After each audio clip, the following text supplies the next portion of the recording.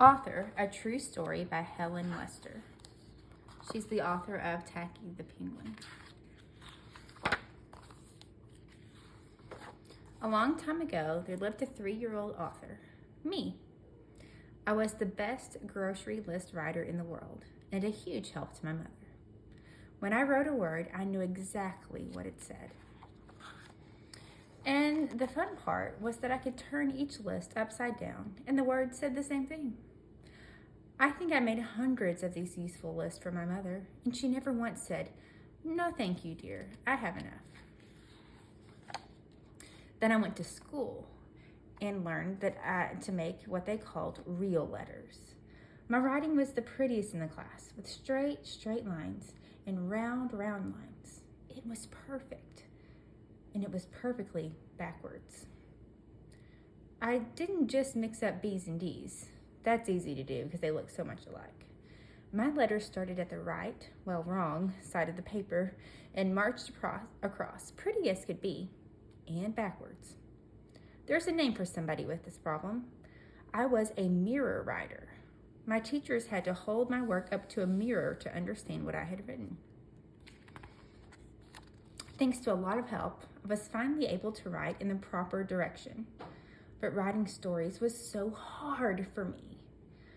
I couldn't come up with a single idea, and my stories got stuck in the middle, and I couldn't think of a title and had trouble making the changes my teachers wanted me to make, and I lost my pencils, and I wondered why I was doing this, and I got very frustrated.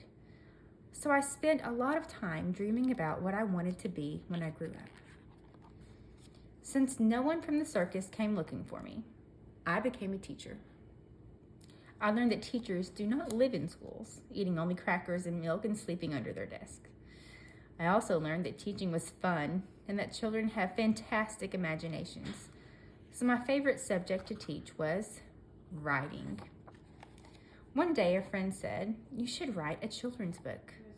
And I thought, I spent 10 years in 2nd grade, so I know a child from a chicken. Maybe I should.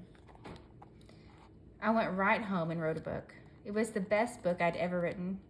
Of course, it was the only book I'd ever written. I illustrated it with my nicest drawings and proudly sent it to a publisher. Lucky people, I thought. The lucky people sent it back and said, "No, thank you." That's called a rejection. I decided I'd never write again. I drew the pictures for my first book, and I did the pictures for this book. But usually I work with an illustrator who has been to art school and can draw bicycles and refrigerators and pigs. This talented person draws what I would if I could. My pig, my illustrator's pig. So here I am, an author, and every time I sit down to write, perfect words line up in perfect order, and whoop, a perfect book pops out of the computer. Well, not exactly. Sometimes writing stories is so hard for me.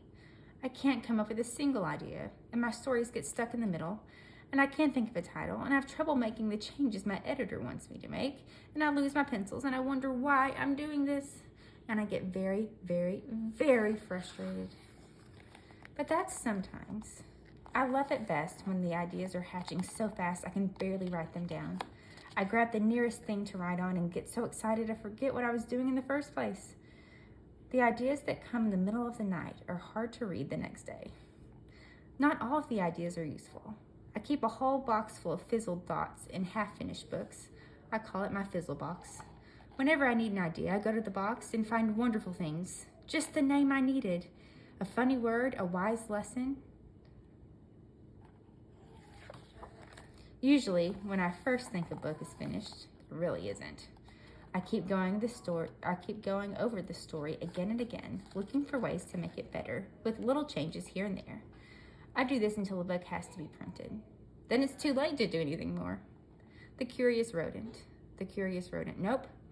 The rodent trembled with curiosity from his, marked out, teeth to his, or tail. Or how about the rodent's head was stuck in a bag? Could his curiosity have led to this? I used to think that writing had to be done at a special time while sitting at a desk, but I slowly discovered that I could write anytime. and anywhere. I especially like to write when I'm bored, because then I'm not anymore. Are we there yet? Try writing, okay? She's sleeping and has an idea. Of course, writing anytime and anywhere sometimes means writing on anything. Authors are lucky, for they get to meet hundreds of children through letters, school, and library visits, and at autographing sessions. I didn't always like autographing books. The first time I autographed, my table was next to the table of a very famous author. I was not a very famous author. Her line had no end. Mine had no beginning. I'm glad I didn't join the circus. Even though writing is sometimes hard work, it's what I love to do. I never dreamed I'd become an author. So this is better than a dream come true.